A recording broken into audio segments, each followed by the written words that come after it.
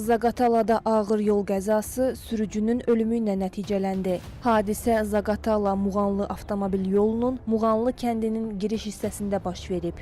40 yaşlı Zaqatala rayon Muğanlı kənd sakini Elsevər Məmmədovun idarə etdiyi Mercedes markalı minik avtomobili idarəetmədən çıxaraq sürətlə yolun kənarındakı ağaca çırpılıb. Zərbənin təsirindən əvvəlcə tut ağacını qoparan avtomobil daha sonra çinar ağacına dəyib. Nəticədə sürücü aldığı ağır xəsarətlərdən hadisə yerində keçinib. Sükan arxasında sıxılmış vəziyyətdə qalan şəxsin meyiti Zaqatala rayon Dövlət Yanğından Mühafizə hissəsinin xilasediciləri tərəfindən çıxarılaraq aidiyyəti üzrə Respublika Təcili və Təxirəsalınmaz Tibbi Yardım Mərkəzinin Zaqatala rayon şöbəsinin həkim briqadasına təhvil verilib. Faktla bağlı Zaqatala rayon polis şöbəsində araşdırma aparılır.